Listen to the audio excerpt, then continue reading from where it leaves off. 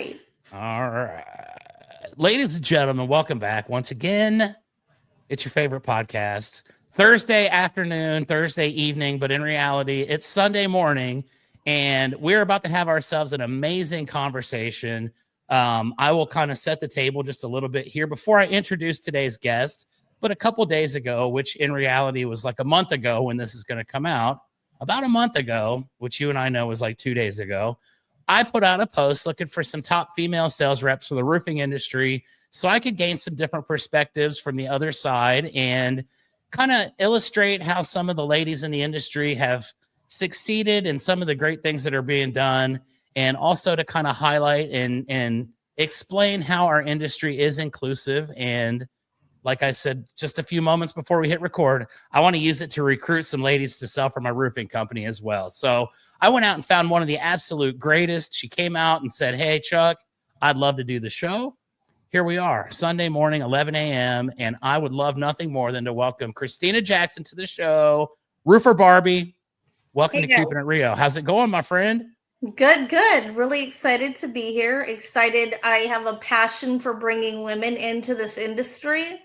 I think that we are game changers.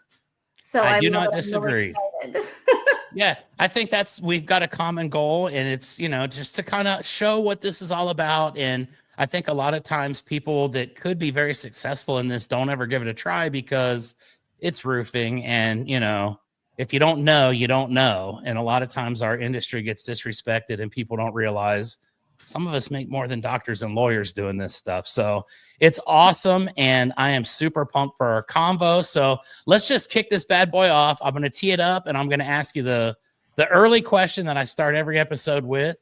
Tell us a little bit about yourself and how you got into the construction/roofing industry. And then we will just kind of take the road as it goes and have ourselves a fun little adventure here.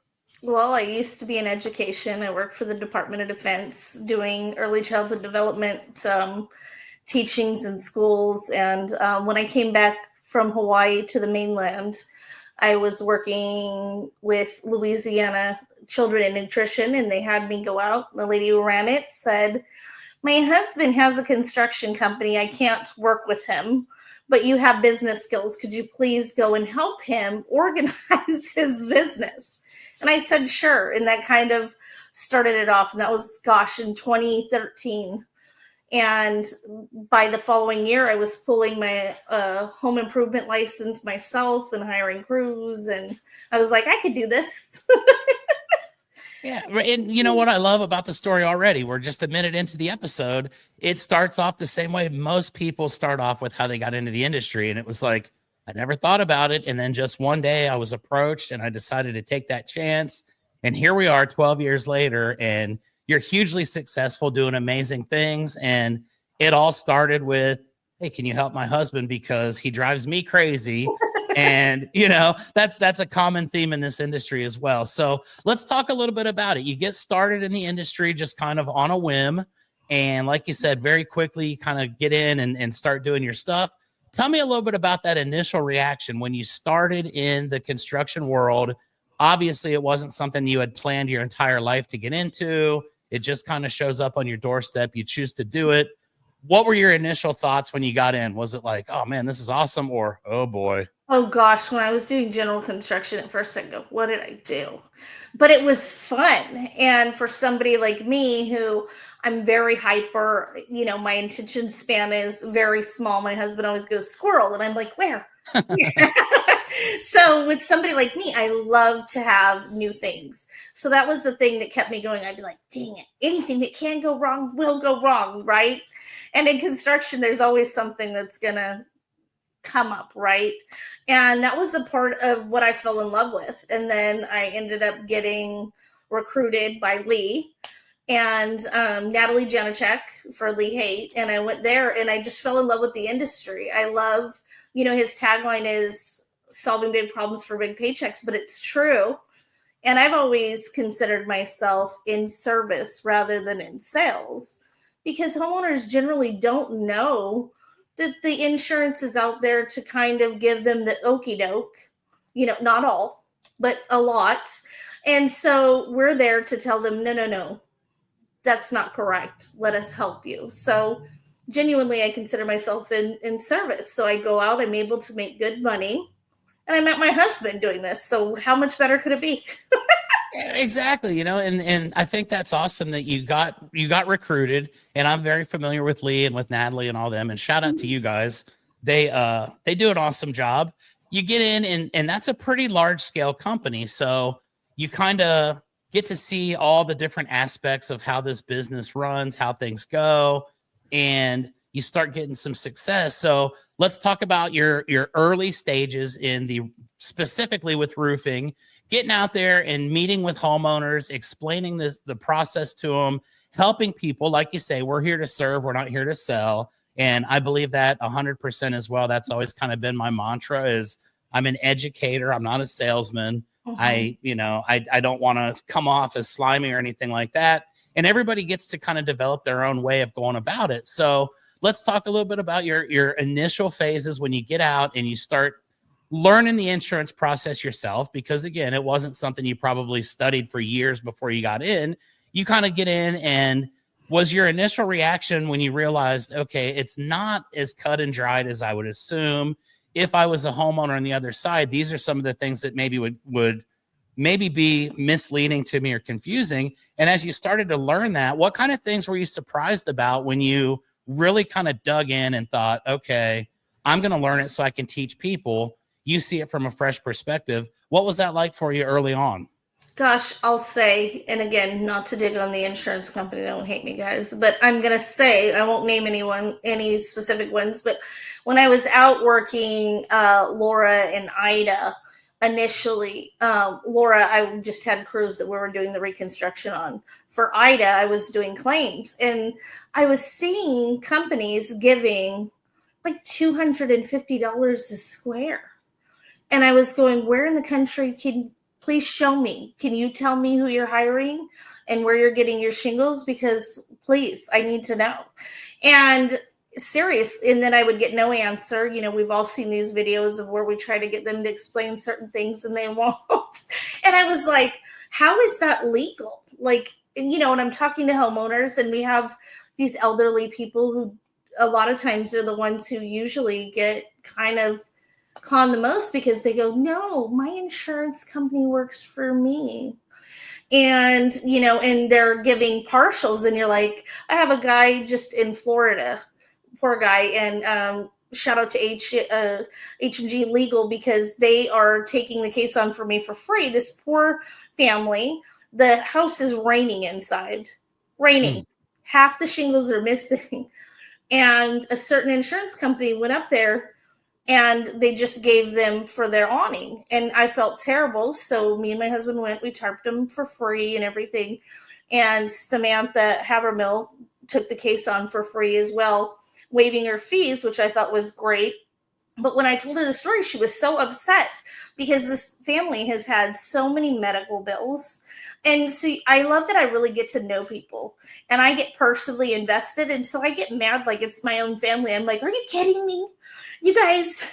And as my husband would say, I love to argue.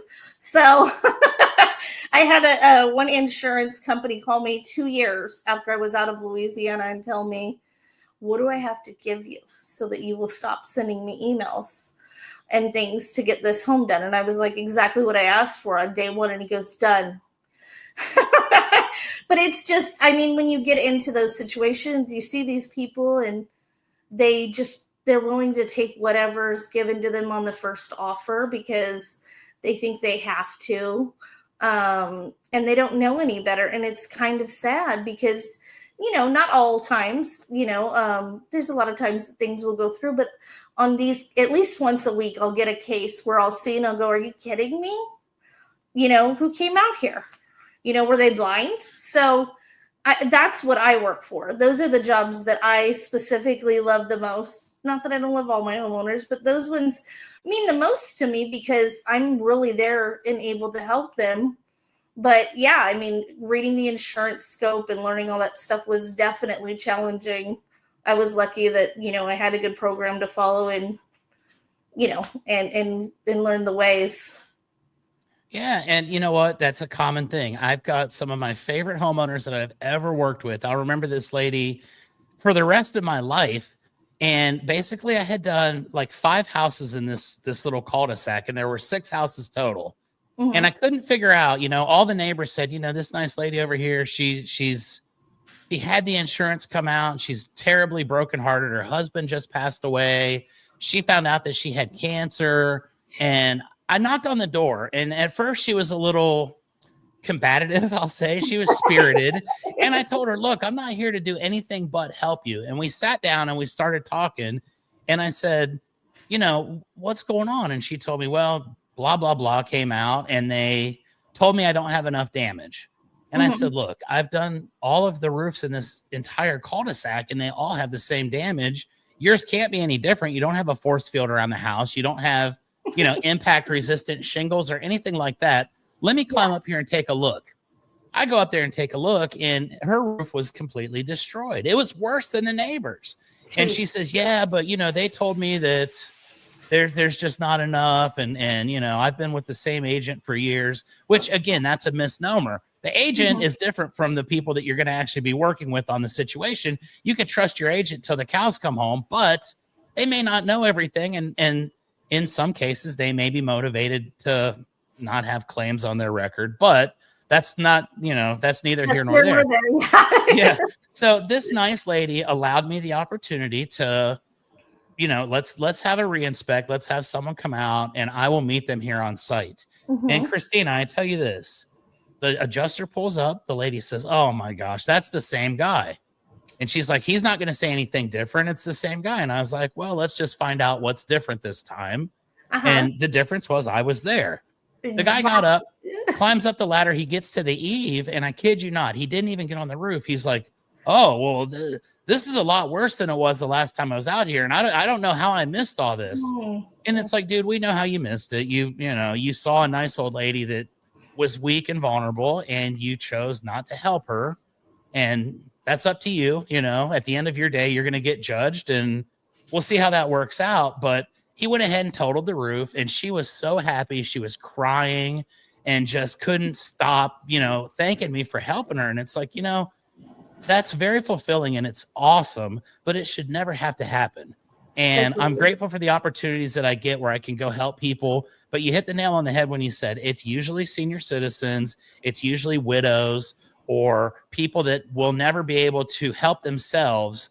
And they just kind of assume because back in the day when they were younger, everybody was honest and everybody did the right thing, that this is how it is. And we've been called upon for, that purpose. And I love your attitude about it because I feel the same way. It's like their family, and there's nothing more awesome than having someone call you.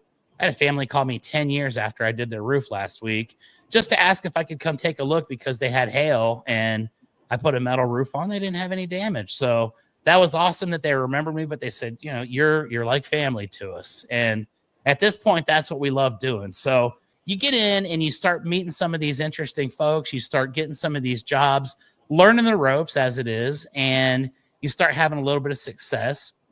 The question I always love to ask when I have a different perspective from my own is when you get into a homeowner's home, have you ever had any issues with a homeowner saying, well, what does she know? How could she possibly understand this? She's a girl. Anything like that you've had to contend with in your career? And how have you gotten around that stuff? And is it as prominent as we would like to wish that it weren't, but probably is? It's actually not that bad, as long as is so I have had it. The most that I've gotten kind of put down on is actually because I'm tattooed, so I'll often wear a long sleeve underneath this, breathable one.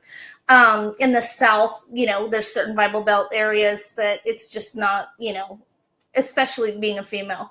So but I'm able to pander to it. So I work with my husband. So a lot of times if I can tell, because you really learn to read people in this industry. Oh, yeah. So if it's one of those macho kind of guys that come to the door, I just knock and I'm like, my husband's going to do the inspection. and I'm going to explain the insurance paperwork side. And they love it. And, I have a lot of teams where, it's not husband and wives, but I'll still pair female and male people, and I'll say split the deal, because half of nothing is nothing. But if you guys, split a deal, it's still a deal, right? Because if they do run into that, and a lot of times my husband will be on the roof, I'll go knock another door while they're up there, and I'll be like, see them up there? And I'll just have them ding, ding, ding, ding, ding. But it's really not as often as you would think. Every once in a while, I'll get somebody and they'll be like, yeah, I used to be a roofer. Man, I'm like, oh, yeah? Okay. And I'll start talking pitches or, warranties on shingles, wind ratings, and whether it's class 3 or class 4. And once I kind of softly shut him down so that he sees that I'm knowledgeable, then it usually is fine. You just have to really know kind of what you're talking about and learning your craft. So, that's truly all that it is. If they believe that you know what you're talking about, you don't use filler words. And you just speak, they'll believe you. If you promote confidence, people will believe that you know what you're doing. I agree with that. That is such an awesome perspective too, because most people don't have that idea about it. And they're just like, oh my gosh, I'm at a disadvantage.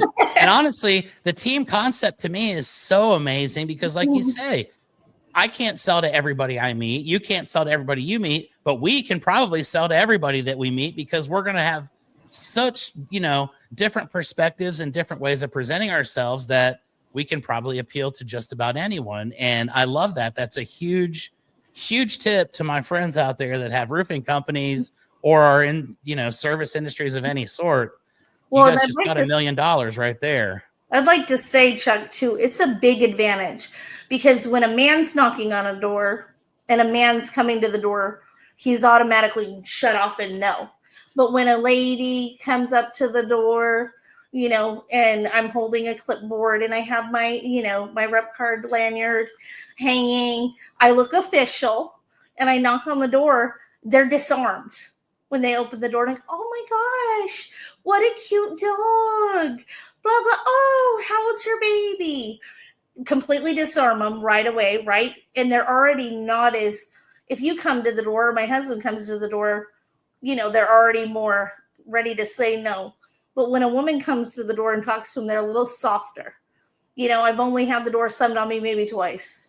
So it's a lot, it's a lot easier, I think, being a female. So it's the way to go. I think that's awesome. And, yeah, you're right. I've had the door slammed on myself way more than twice. And it's one of those things that you just kind of, you take what you've got, what you've been given, and you make the best of it. And that's how I've seen so many women in this industry be hugely successful. And I kind of wanted to get your perspective on that because I've been trying for a long time to find a couple that would come work with me. And I'm always having issues because it's like, well, it's roofing and I don't think I could do that. And I don't know anything about roofing. But you basically said earlier, you started with zero experience. You didn't know anything about the industry, didn't know anything about the systems. Tell me a little bit about the process that you went through as you started to learn and how easy it really is to learn about roofing. It's not, we're roofers. We're not rocket scientists. It's 7 different things on every roof, basically, right? Yeah, I think the main thing is having the mindset of, again, take it out of sales, because when you go in with a sales mindset, people smell the desperation on you, right? Like, oh, they're trying to get me to sell something. So when I approach a door, I go, has anybody helped explain the insurance process to you? Or the claims process, or helped review it?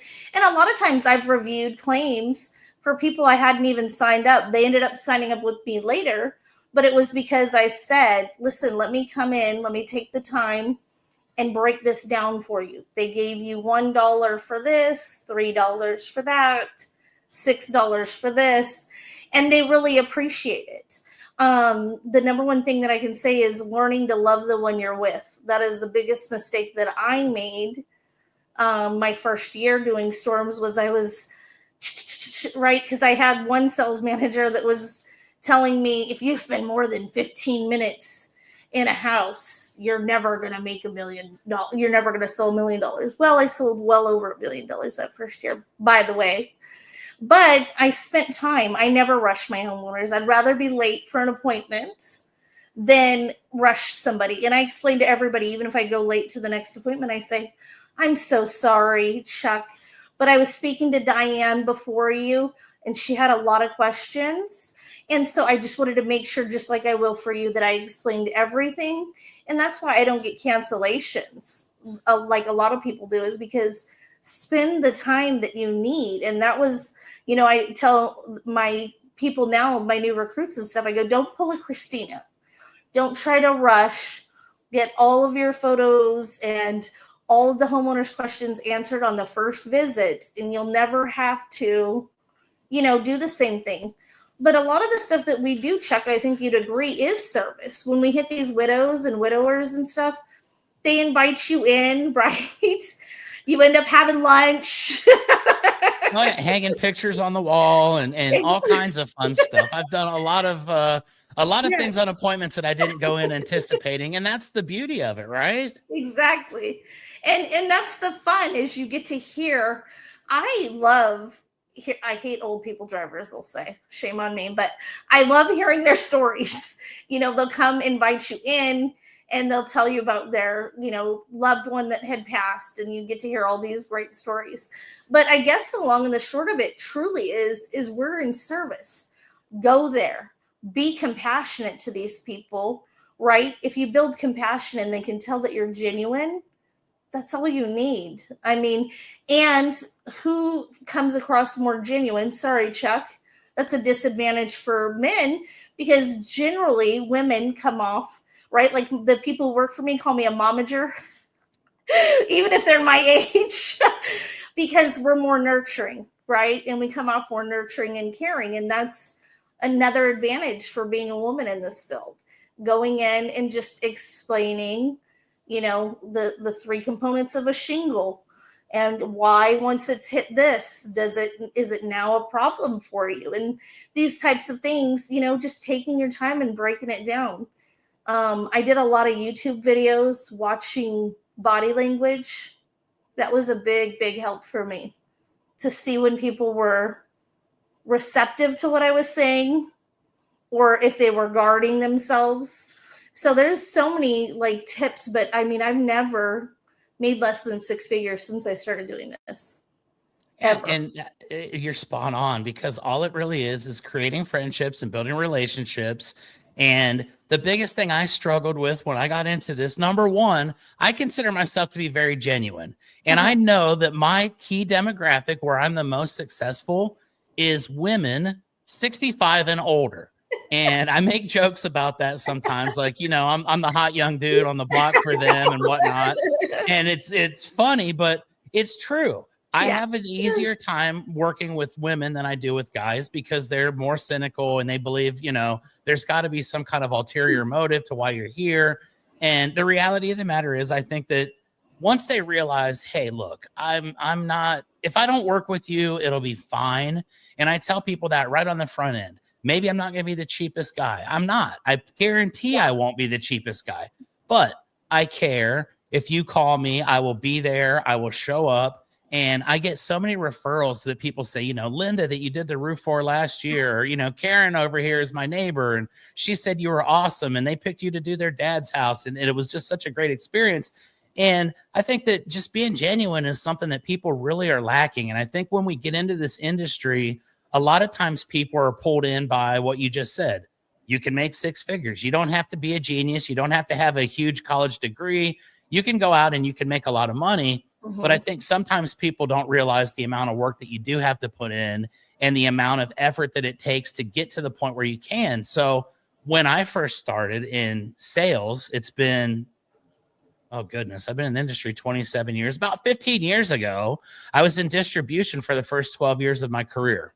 And I used to deliver materials by truckload. I would throw, on a conveyor belt. I did that for 12 years. I went to North Carolina and opened a roofing supply company from scratch. And I learned a ton about that side of the industry and what can go wrong for companies and outkicking your coverage and making sure you can maintain enough to, pay for the next job and not put people on hold because you don't have the money. But when I moved over here to Texas, it was completely random. I was never planning on living in Texas. I've been here now for 13 years. It's crazy. But when I went into residential roof sales, I was the guy that knew everything about the roofing components. I knew everything about the ridge vents, and I knew everything about the underlayments, everything about the shingles, and I could explain it. And the problem I had was I would just go in there and just blah, blah, blah, and I'd talk for an hour, and I wouldn't recognize that I lost them 45 minutes ago, and they're just being polite now. And I struggled mightily when I first got into it.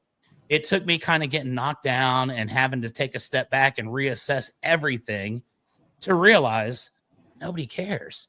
And now I'm at the point where, I can go in and I can do a pretty quick presentation. People, when I leave, typically don't even remember the brand name of the shingle or any of that stuff, because we sell the feeling and we sell the result and we sell the emotion, and then we can justify it with logic. So learning those things early on the front end probably were really beneficial to you. And it's something I wish I would have been aware of at that early stage of my sales career, because I didn't do six figures for the first couple of years and dang near lost my job because I just wasn't closing deals. Once you get that kick and you're like, oh, that's what it is. It finally registers. You start to have some great success. You start to get more and more involved. And let's talk a little bit about this first deal that you got where it clicked and you were like, you know what? I think I'm going to be awesome at this. And I think this is something I'm going to do for a long time. When you got in, did you have initial struggles? And if you did, what was that like? And if you didn't, what was that like? Because I'd love to know, because I didn't get to live that life at all. And when you get your first big deal, how did you know, this is my thing? Gosh, okay, so my first big deal was in Louisiana, and I door knocked a residential roof. And I just mentioned, hey, we're RRCA. That's what I worked for at the time. We're RRCA. Not only can we help you with your home, if you have any commercial properties, we're able to do that as well. Can I give you a roof inspection? Gosh, I was probably 6 months into the industry, so still a little green. And he goes, sure, I have this. It ended up being a $500,000 job. Nice. So he was like, yeah, it's just over here. And then he gave me like all of his family's homes and stuff. And I was just like, oh, wow. What it was, though, was I didn't overtalk, kind of how you're saying. That's the biggest problem that I have with new sales reps, and myself included, that I had to teach myself. Because one of my biggest flaws in life across the board is being an interrupting cow, as I like to say, where I have a thought and I just want to throw it out there. And being in this industry, I had to learn, because people's favorite thing to do, whether they're aware or not, is to talk about themselves. So if you can get them to start talking back to you instead of you talking at them, you're halfway through the deal, right? So I had to teach myself, shut up. Listen. You have two ears and one mouth for a reason. So I tried to listen twice as much as I talked. And so it just helped me gain more and more success. So that's a big part, is listen, tell somebody something, and then shut up long enough for them to reiterate whatever it is that they have. And if they're going on a tangent, start talking, back and forth with them on stuff like that. But that was one of my biggest things, was, like I said, so I just gave them the information. I kind of just shot it off the cuff. And when they were like, come on, I ended up having to bring a commercial guy on with me, because I didn't know what I was doing. And it was metal, and I had barely gotten my shingles down. So I was like, oh gosh, let me get somebody else in. So I brought somebody else in and kind of did that male-female dynamic with it, because the homeowner really liked me. And I was like, this is our guy who's the expert. So brought him in to spew the knowledge. And then I said, look, we'll have this deal, but can you please teach me? And so then he taught me how to look, for backing out screws and things like that. So it worked out really well. Always be coachable. Oh boy, amen. And that was always my thing, is I was always willing to take advice from anybody. To this day, if someone reaches out to me and tells me something, even if I don't 100% agree with it, I'll take it into account and I'll kind of think it through and say, well, let me try that at least and see if it works. And I love when people call me and ask me for advice, because I've got a select group of people that I know. If I say this worked for me, maybe it wouldn't work for you because of your personality or the way that you present things, or you should try this. I've got a nice group of friends that say, hey, you know what? I did that and I got my first deal. One of the most rewarding things was my business partner in Ohio sent a young rep down here to Texas to train with me for a week. And I taught him everything I knew. And I said, look, all you have to do is be yourself, go in there. You're not trying to sell the roof. You're trying to create a friendship and a bond.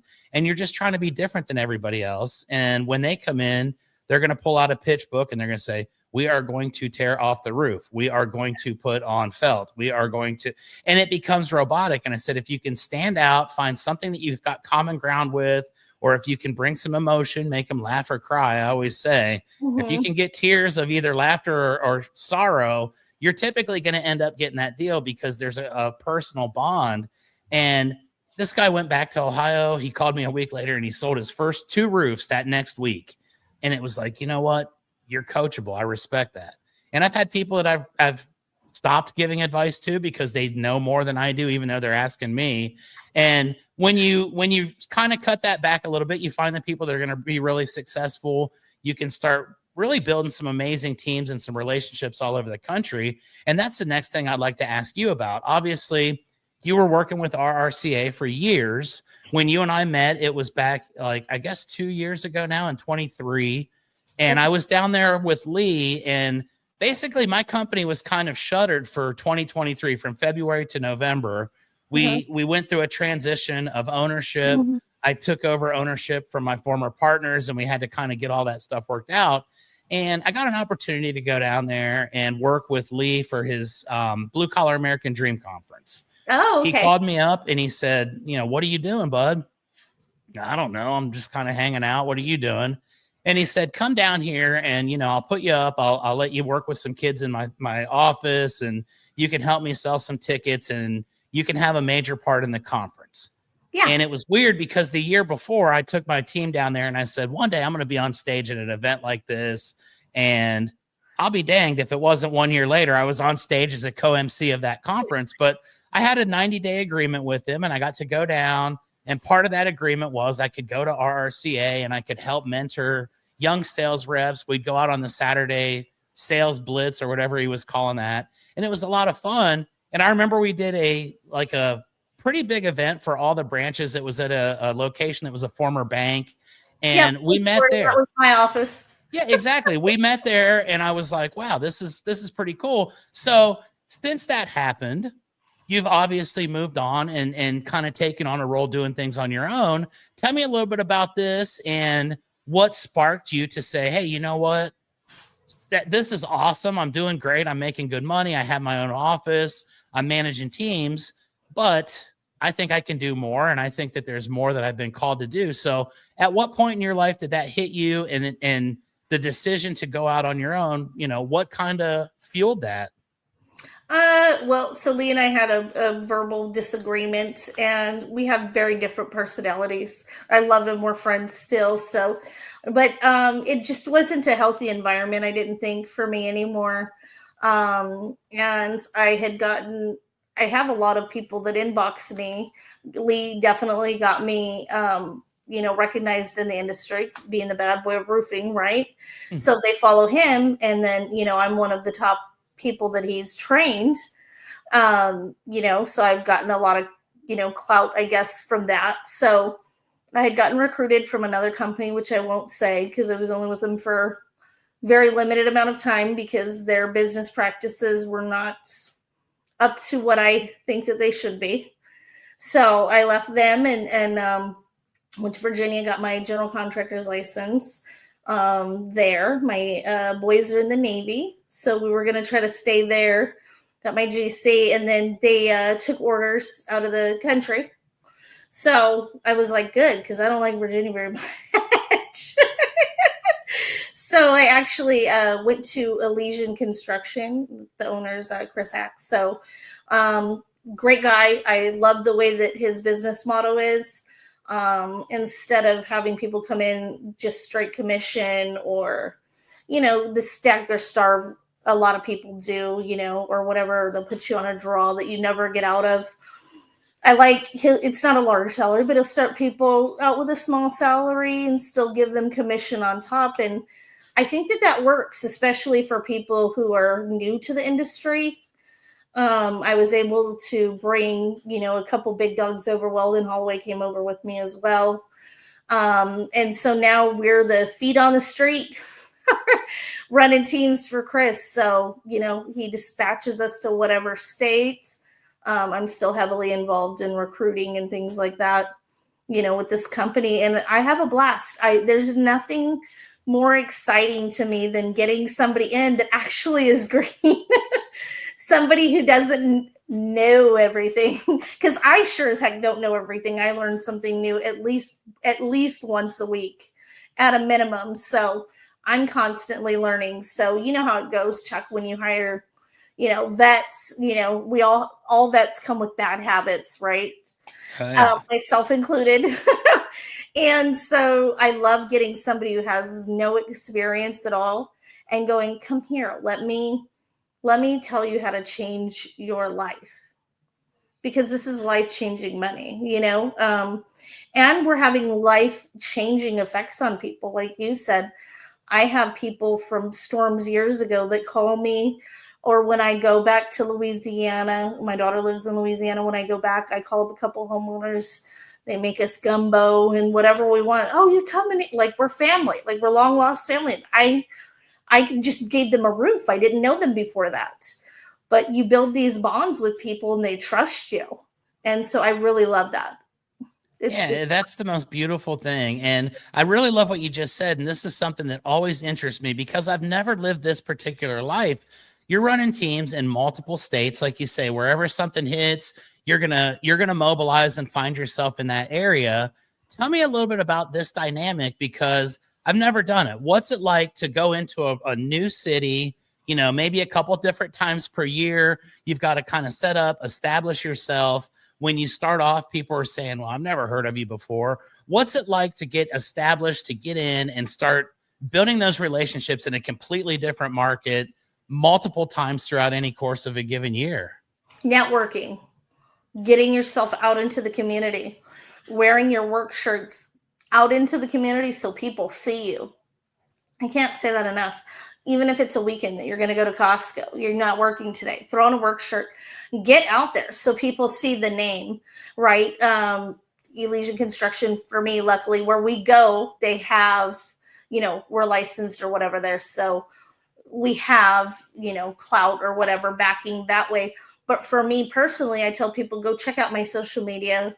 Also have them scan my rep badge where customers have left, outstanding reviews. And I tell them the reason why I come in is we have our home team, which we do in these markets, but they sell your regular, my roof aged out, I need a new roof. What I come in and do is I specialize in the insurance restoration part of it. Coming in and explaining to you storm damage and what is and what isn't enough damage to file a claim, and if I think that it's something that's viable. So, but I love it. It's great. I get to travel the country on someone else's dime. Right. So yeah, I get to travel the country. I get to meet new people. It's great. I love Omaha, which if you would have asked me, I would have never in a million years. I was like, we got to buy some houses out in Omaha. It's the spot. So it's great. Middle America, love it. People here are amazing. So yep. That's so cool. And that gets me fired up because, I've never done that. Like I said, I came to San Antonio. I'd never been here until the day I got here. I built a dead company that was literally out of business and resurrected it and brought it back. And then I killed it again. And then I brought it back again. So I kind of understand, but I also had 5 years from the time I brought it back to the time I killed it to kind of build a little bit of a network. And mine was social media based, just like you say. I had to go out, and the first thing I did was typed in San Antonio, and I friend requested every single person that was on my search for Facebook. And I think probably 1,500 or so joined up, and I just started, repetitively mentioning, hey, this is what I'm doing. This is our company. This is me. And I'll never forget the first job that I got. It wasn't even a roof, but this is a guy that's a friend of mine to this day. I actually went out and saw his house just about a month ago, and he gave me a sweet flashlight. But I took a picture of a birthday party for my roofing crew that I went to down in Houston. And I just randomly posted it up because if anybody follows me on social media, I just throw it out there to the world. Whatever I'm doing, y'all will know what's going on that day because I got nothing else to do. So here, let me share it with you. I've got to be the most interesting guy, right? Well, I get a call from this guy. He actually Facebook messaged and he's like, hey, I saw that you went to a party for a birthday of one of your roofing guys. His mom was making me a plate. And he's like, people don't do that. They don't usually have those bonds with their crews and whatnot. It's usually a, clock in, clock out, we'll see you tomorrow type deal. And he's like, you're the kind of guy that I want to work with because I can just tell that you're genuine and you really care. And it kind of snowballed from that. But you find that one person that starts to advocate for you. I start getting calls saying, this guy told me that you were awesome. Can you come look at mine?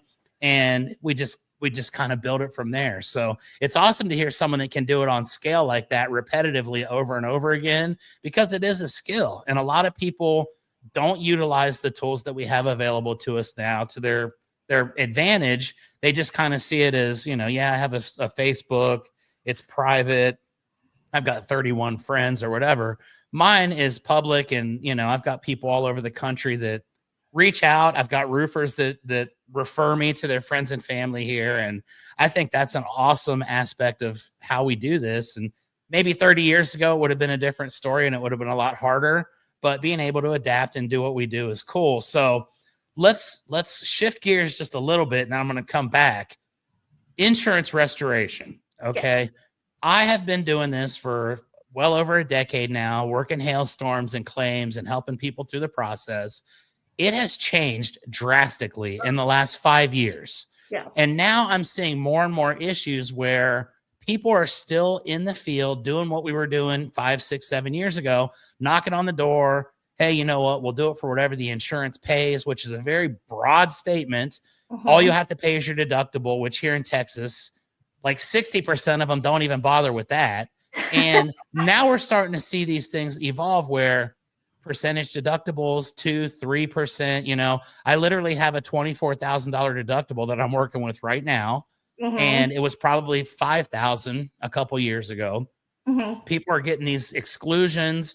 They're getting these roof surface payments where now it's kind of shifted the dimensions a little bit to where we've had to change the way that we present ourselves. So tell me about your progression from being able to just knock on a door and say, look, we can do it for whatever the insurance, we'll work with them. All you'll have to do is your deductible, to now having to finesse it a little bit and really explain more in depth and how that's changed your perspective, how it's changed the way that you've sold and helped people. What's your experience been like traveling the country and having to kind of contend with this? So it varies in state to state. So I can say in Missouri and Nebraska right now, that's pretty much what it is. We still the same old scale. It hasn't caught up to the Texas and Florida markets, which are hellacious to try, to do. What was really imperative for us was becoming partners with a great finance company. We ended up partnering. I had used this with another company and I brought it to this one. Enhancify. There may be other places that are better, but for us, this works because I had somebody with a 553 credit score get approved for 10 grand and their payments were reasonable that they could make them. And I had a customer maybe 2 months ago and he applied for 10,000 because he had an ACV. So it was the difference that he needed. And he said, gosh, my payments are $214. So it was, and obviously we only know the information if the customer tells us, but I think being able to pivot, I think roofers that aren't doing financing, it doesn't have to be the one that I said, it could be whoever works best for you or that you think works best. But I think offering financing is so imperative, because when they do have these high deductibles, or they did get schnookered into getting an ACV policy, there has to be a difference, because in this day and age, how many people have 10 to 20 grand just sitting around? If anything, they have to liquidate it somehow, right? But if you give them a decent financing option, again, whoever works for you, it gives them options. And I think that's the biggest thing that we had to do to pivot, right? Even in those, like the Florida markets and stuff that I just left, it was the financing that really set us apart, because I go, listen, I'm not any different than the guy down the road. The difference from me, because a big thing is I make sure I never down another roofing company. Right. You only make yourself look bad when you do that. So I go, listen, I'm kind of offering the same. The difference between me and potentially that person is you get my personal cell phone number. That's why it's an out-of-state number, unless I'm in Louisiana, because I've had it for 15 years. So it's the same number that my kids call me on when they're overseas, in the Navy. They're overseas. They call me on the same phone that you're going to call me on. So that's what sets me apart. And then we have these great financing options. And like one of the people said, they got 73 options. I guess it was kind of like a nerd wallet type situation, where this company, and I was not even aware of that, they gave them all of these options. They go, you could use Bob's credit union for this, and it'll give you this, or Joe, or, and blah, blah. And they got to through all of them and find what, fit best for them. And I think that that's what set me apart, was being able to offer those financing options. Yeah, I agree. And I've been working with finance companies for probably about 9 years now. And I could kind of see it starting to change. And I realize now the old way is dead here in Texas. Mm-hmm. We just got hit with a hailstorm. And my biggest fear for the younger companies, or the people that are just kind of venturing out, is number one, you don't realize how quickly you can come up on your credit line, how quickly you have to be relying upon depreciation checks to show up. And you have to be able to understand that there's going to be sometimes 90 days before you even get that next check. But you've got to maintain, you've got to pay your crews, you've got to pay your material bills a lot of times before you get that final paycheck. And I think a lot of people get caught up in trying to, rob Peter to pay Paul. I've got to take money from this last job to pay for the stuff for the next one. And it gets to be a real convoluted mess, and people can get in a lot of trouble, honestly. And I know a lot of people that find themselves upside down, and it's like, oh my gosh, I thought this was a blessing, and it's absolutely a curse. Mm-hmm. And I think finding the right companies that have the stability, the understanding that, if you finance this, not only does that help you, the homeowner, be able to do it, but it helps the company to be able to continue moving forward and not have to rely so heavily on getting that depreciation check and begging and saying, please, please, please, I'm going to go out of business if you don't send me the money that I'm owed. And just one of those things. I think that if you're in a roofing ownership position right now, financing is absolutely imperative. And I know a lot of people that don't agree with that, but here's further proof. Roofer Barbie is speaking the truth here today. And I appreciate that. So, and even if you do insurance, Chuck, if I can say too, you have to be able to pivot to retail, because you're going to have some people who have these ACV policies who have astronomical deductibles and things. And you need to be able to pivot to sell them a retail roof. You can sell a retail roof. Stop telling yourself that you can't. That's absurd. At the end of the day, we are selling a roof. So if you can't help them with the insurance game and they need a roof, give them a retail bid. Just do it and get them a roof. And again, offer the financing. But yeah, you have to, anybody who's not going to do retail is going to be out of this market, because the insurance game, we probably got 5 more years on this before it's out. Yep. I've been saying that for the last couple of years to anybody that'll listen. And again, here's another person succeeding in the industry saying the same thing. So take it for what it's worth. We've been around and we know what's going on, and we see into the future, and it's a different future than it was just a couple years ago. So thank you for answering that the way that you did, because that was awesome. That's going to lead to some great reels for sure. I got a couple more things. I told you try to keep it around an hour. We're already at 50 minutes, and I'm just getting warmed up. So yeah, I'm excited. we will go a little bit deeper here, probably. Let me ask you this. When you go on the recruiting trail and you're trying to bring people into the company, to the team, what are some of the things that you look for in recruits and prospects that will tell you this person's going to be capable, they're going to be able to succeed, they've got the mindset to be able to do this? And how quickly do you dismiss or disqualify people that come in just saying, well, they told me I'd make six figures, maybe lead baby type people, pardon that expression, but I love how that do you decipher who's going to win, and how do you choose the amount of time and effort that you put into your recruits? Oh gosh. Okay. Well, when I'm doing the recruiting call, personality. I mean, I heard one guy put one line on his resume, and I thought it was hilarious. Okay. Because we're in the roofing industry. If he was trying to be a banker or something, or a doctor, probably it needed to be more. But I go, this guy he's going to be a crack up. And I called him great guy, hilarious, came to work for us, and he's doing great. But yeah, personality when you're on the recruiting call, if you have somebody who sounds like you're, hey guys, how's it going? Probably not your person. I mean, we're all a little bit crazy, right, Chuck? A little bit. Right. Oh, I've been told.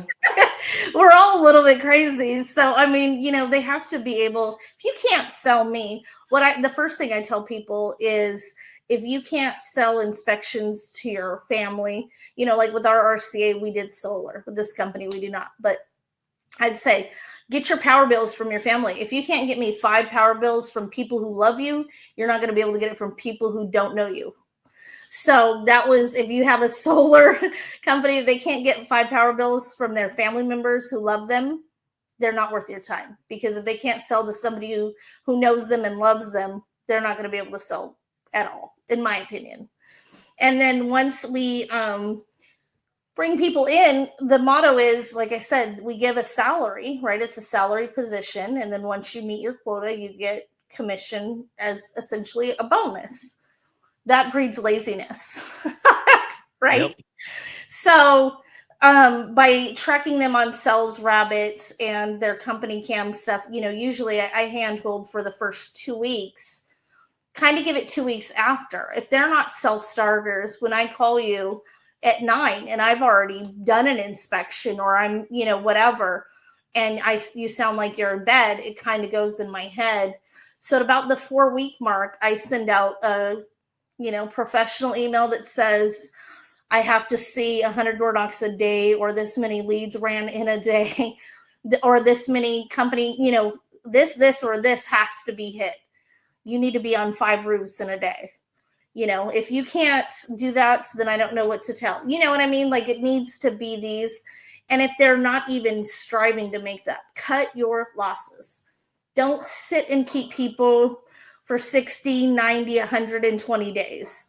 Every situation is different, but just as a whole, if they're not pushing, they're not calling me to say, what can I be doing? St. Louis just was having a bunch of rain, and I have a rep over there, and she's worked for me for 10 years when I was just doing general construction, because I have a lot of people who follow me through the country, because I treat them well. And I always vet the companies that I go with. I do a deep dive on their backgrounds and make sure that they're financially stable, because I've learned that from that second company that shall not be named. And I did a deep dive. But that being said, if they're not willing to get out or be self-starters, like I said, this girl called me. She goes, man, Christina, we've had rain. She's like, this second day, it looks like we're going to have the rest of the week. Man, how can you get me one of those call lists? I go, say less. We have a guy in the back office, and I called him and I go, Mario, we need a call list. Can you get it for her? So this coming week, she has appointment after appointment that she was able to set for herself. If people aren't doing that when it's raining and stuff, you got to take note of that. Like, they're just not you can't make somebody want it. The best thing that got me motivated was, no one's going to tell me, Christina, you can only make $60,000 a year. or Christina, you can only make $100,000 a year. I mean, I made $250,000 a year, and I can make more this year. I can make more the year after. No one tells me what my income potential, where it ends. I do, because I'm too tired, or I spent too much time, or whatever, or I took too much time off. And that's what's important. If you don't see that in somebody, that you can't teach. You cannot teach motivation. You just can't. Bingo. And I think that was my biggest problem when I first got into this, was I thought that I could help and save everybody. And, I always sold the opportunity as, well, you can make six figures and you can do this. And never once in my early days did I say, why should I help you get to this level? What do you bring to the table? Why should you be on my team? I train multi-million-dollar producers all over the United States. Mm-hmm. I get to go and work with some of the most credible consultants in the industry. I get to teach sales teams for other roofing companies, and they trust me to come in and do that. Why should I waste my time or spend my time or whatever, invest my time in you? And once I started changing the framework of how I was approaching this, I started getting some killers. And I stopped having the people that show up at lunchtime every day randomly and say, hey, where are we going for lunch? Well, I don't know. You've been working on the same lead for a week and a half and you haven't even seen the house yet. So what are you going to bring to the table? And I think it's refreshing when you say, look, this isn't the right thing for you. Maybe you're good for the industry, but maybe a different company, a different structure would be better. And then to see some of my former people go and be successful in other environments, that's pretty cool too. I don't disparage anybody and I don't hold it against them that it didn't work with me, because I'm unique. I'm myself. And I tell my trainees, don't be like me. Like you just said, you can't be like me, because I am me and I'm unique and I just have a different personality. I've been doing this for a long time. My background is completely different than anybody that I know in the industry. Yeah. And you can't duplicate that. You've got to find your own. You've got to be a motivated self-starter. And once you realize that that's the deal, boy, it takes off like wildfire, and it's so much fun. So thank you for that perspective, because it tells me that I'm actually trending in the right direction. So I love that. Everybody, I want to train you to be better than me. So I'll teach you everything that I know. Then you go to Chuck and learn everything. Chuck, then you go to this one and learn everything. And I want you to be better than me. And that's one thing I will say, Lee gets a bad rap, but like, he's texted me, he follows me still. We follow each other. And there's a friendship, and he's like, you're doing good, good work out there. And, because we've moved on from each other doesn't mean that one wishes bad on another, and that's how I feel. I've trained some really good people and I want them to be successful. If this isn't a good fit for you, then that's fine. Maybe that's not what's right for you, but you have to love that. I love that. It's like having kids. You're like, my little roofer's grown up. Yeah, right. It's so rewarding. And yeah, I actually had a homeowner the other day that I went to a hail area and I knocked on her door because we put a storm resistant or a impact resistant shingle on. Mm-hmm. And I just told her, hey, if anybody knocks and tells you you've got damage, they're lying to you. Let me climb up and take some pictures. And I did. I took pictures and I showed it to her.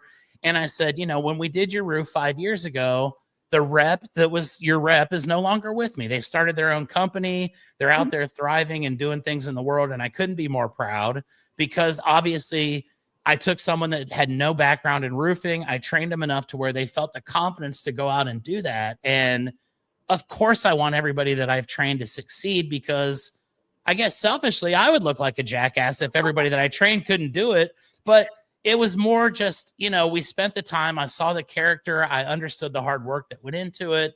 And I don't believe in competition. I do believe that I'm the very best. And if I do my best job and I approach things the way that I should, that I'm unbeatable.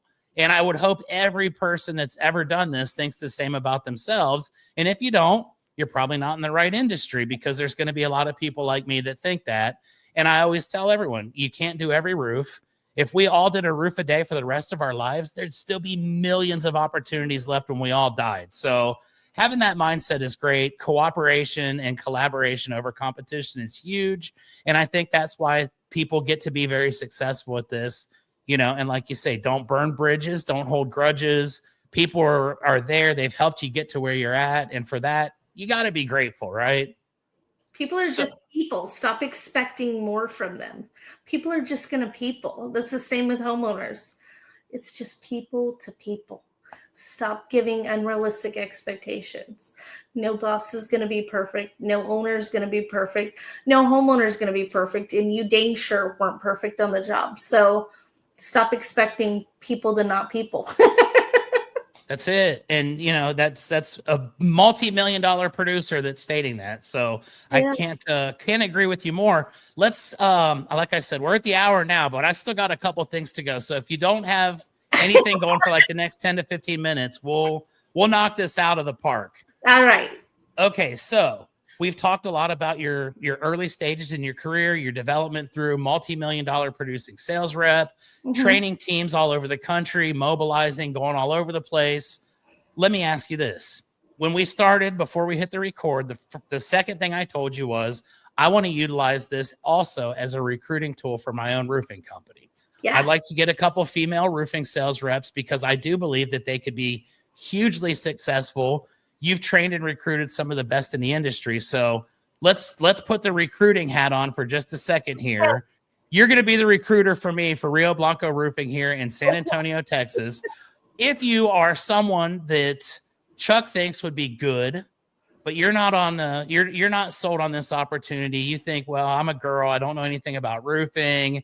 This is stupid. It's a dirty industry with a bunch of idiots, which we'll be honest. Yeah, there's a share of that, but it's a beautiful thing as well. So if you were going to bring someone on and you just randomly meet someone and you think, you know what, I think she'd be good. Tell me how you go about convincing them to give this a shot. I got to tell you, some of the ladies that I've recruited are some of the most girly girls. I mean, I consider myself, my nails are never not done. I got my makeup tattooed on because I was like, I'm always running late. So let me just have it done permanently. But I think that a lot of females think that you can't have the essence of a woman and do this field. No, that's absolutely incorrect. As a matter of fact, your femininity is amplified, I think, by a lot because, yes, we're surrounded by men. And again, I think that women have a better opportunity of becoming a multi-million-dollar producer because we aren't what people are going to expect, right? And we're in a big movement now where it's a lot of, pro women and pro minority, which, they would consider women a minority in this field. So we get a lot of people. I get a lot of people that are like, oh, yay, a woman. And I sell them, listen, who pays more attention to detail than a nagging woman? Or I tell them who better to argue with the insurance than a woman. And I tell the husband, go ahead, sir, when's the last time you won an argument with your wife? And those are good selling points. I mean, in most roofing companies, Chuck, I'm sure that you could pair any female up with a male counterpart that could do the inspections. Of course, you want a TRD. You want somebody who can do everything. But you can also, if there's somebody who's afraid, there's great shoes out there. Cougar paws are amazing. And, it just takes you getting up there a few times with somebody who's confident on the roof. They go up first, and they get you up. And then you start feeling in your feet the confidence. Okay, well, this isn't going to let me fall. If you can walk in heels, you can walk a roof. Yeah, right. Pause. So, I think that it's such a great industry, and I think that women could dominate this. I mean, I've seen a lot more in the last 6 years or so than when I first started. And hopefully we get more and more young girls coming in because, ladies, you can make more money. Single moms, this is a good job for you. You go out when the kids are at school and talk to people. You know what I mean? And you however Chuck's pay structure is, but even if it's straight commission, it's great money. And if you're not paying a babysitter, I had one girl who would bring her 2-year-olds sometimes, when she'd go meet for colors, to do the final contract, and she'd have them picking shingle colors. And that homeowner sure as heck wasn't canceling. So it's a lot. It's really a great industry for women. I mean, I can't say it enough. And I mean, to be honest, there's jerks in any field of work that you're going to be in, ladies. So mostly I feel like the men in this industry, 90% of them are actually protective of us, to be honest. And they keep the ladies of the industry safe. You know, they wouldn't let us go to an unsafe neighborhood or anything. I mean, I feel like the company that I work for, and, you know, I know Chuck as well, we're going to keep you safe, right? So there's nothing that you have to be worried about safety wise with going and meeting with homeowners. As a woman, I usually, if I'm meeting with a man, I just stay outside, you know, I don't go inside. But there's so many just small tips, and it's, like I said, it's just so great. You have to do it. Give it a try. What are you going to lose? If you don't do it, you could lose tons of money. You know, I told my daughter, and she was going to come work for us, but her husband's ill. But she does hair. She's a tiny little 110-pound girl, but she loves, you know, I got her up on some roofs and she loves it. But her husband's sick, so she can't come out, but she's going to do it as well. So I love this industry. It's uncapped potential, and you can make so much money, and you can genuinely help people and change people's lives and people's perception of roofers and what we have to offer. We're not all crooks. We're not all out here to take advantage of you. Some of us genuinely care. Some of us genuinely treat your family like our family. And that's what us ladies bring to the field. There you go. That and so much more. And that was so well put. I'm definitely going to use that as a reel for my recruiting. And I appreciate you doing that, because it's coming straight from someone who's actually living it and has actually succeeded for well over a decade now. And the next thing I'd like to ask, we're going to start to wind it down a little bit. I got 2 more questions for you. Yeah. What does the future look like for you, Christina? What do you see yourself doing in this industry 5-10 years down the road? Are you going to continue doing like you're doing? Are you going to at some point say, you know what, I've traveled the world. Maybe I'm going to find a home base and just stick here and kind of build something permanent? What do you think it's going to look like for you in the future? Oh, gosh. Well, the next 5 to 10 years, I'll still be doing this. I love it too much. I can't reiterate enough how much I love this job. I love meeting new people, and I love helping them. I just have a really good time. And that old saying, you don't work a day in your life if you love what you do. And I genuinely love what I do. Something pretty drastic would have to change for me to stop. The plan is for my husband to retire in the next 5 years. So then he's just I'm going to chase storms, and he's going to chase me, he said, around the country. I'm going to do some more brand ambassadorships. I have one with Pitch Gauge and one with Syngem now. So I want to do some more things like that. And again, speaking out possibly at conferences and stuff to bring more women into the industry, not even so much to, you know, I'm not the best speaker. I'm not polished like that, but just to speak candidly and openly to other women, like you pretty much asked me to do, to tell them, listen, don't be in your own head that you can't do it. Anything a man can do, a woman can do these days, right? And oftentimes it's, well, should she? In this instance, yes, you should. You definitely should, because you actually have an advantage, because people are more receptive to you. So I'm going to be doing this, and I'm going to be trying to keep inspiring young women and women in their 40s like myself to come into this field. Come on, come in. Let us show you how to do it. Come work it. Yep. Once you get in, you never leave. And I always joke, I've tried 1,000 times to get out, but there's nothing else I would rather do than what I do for a living. And it's such an amazing industry. And I never meant to get into it either. I got into it one Friday afternoon. I used to drive a drywall truck and had a bad Friday. I pulled into a supply company that was hiring drivers. Mm-hmm. I got hired on the spot, and here we are 27 years later. And it was the greatest Friday pissed off Chuck attitude moment that I ever had, because I never in my wildest dreams that morning, I had no clue that I was going to get into roofing.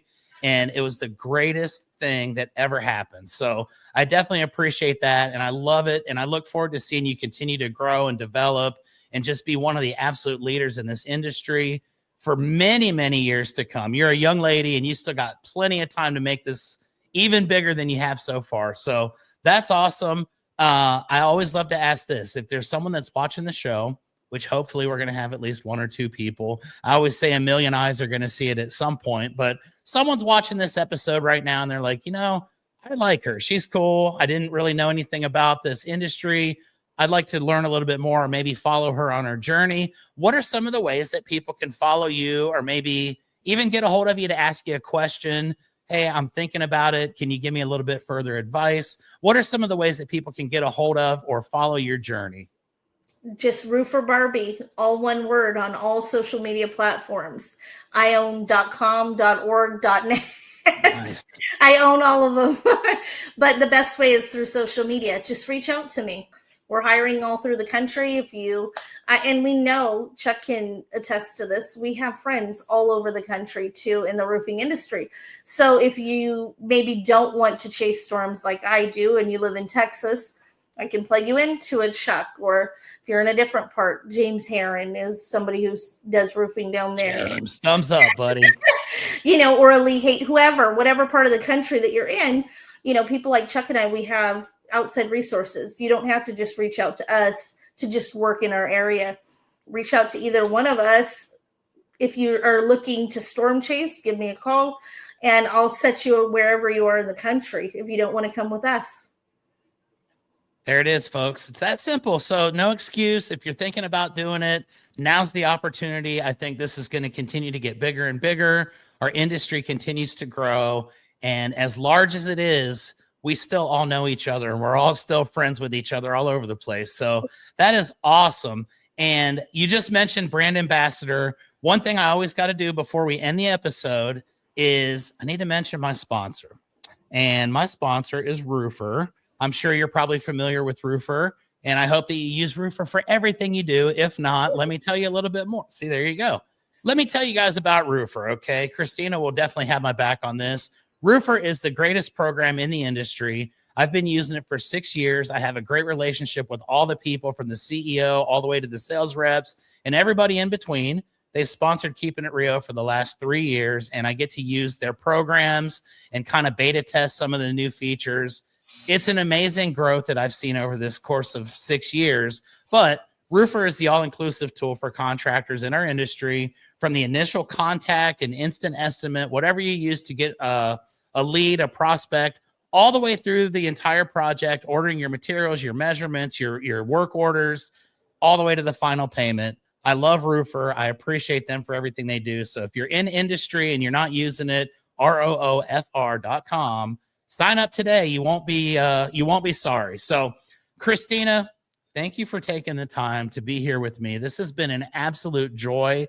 We're going to definitely have to catch up again sometime down the road, because there's more that I'd like to talk about for sure. But we got to keep everybody with bated breath, hoping for the next episode so that they can get, let's learn more. But thank you for being here. It's an absolute joy. I consider you to be a friend in the industry, someone that I highly respect. I appreciate you taking the time on a Sunday to sit here and chat with me.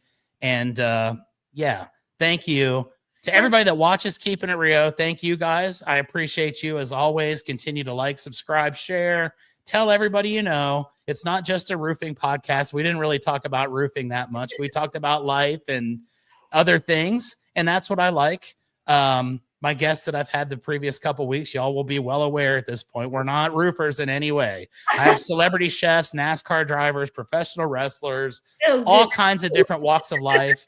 I've got 25 best-selling authors that have been on here. So this sees a large, diverse crowd, and I appreciate every one of you that watch, that share the post, that tell everybody about it. So until next time, folks, you know how I end the episodes. It's corny as all get out.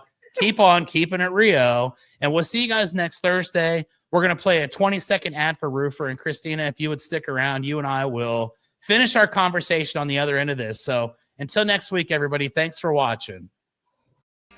We're Roofer, We know that managing a roofing business can be chaotic, so we created a single platform with all the tools you need to easily run your roofing business. Stop switching between multiple different softwares and experience streamlined operations from lead to payments in hours instead of days. Visit roofr.com to get started for free today.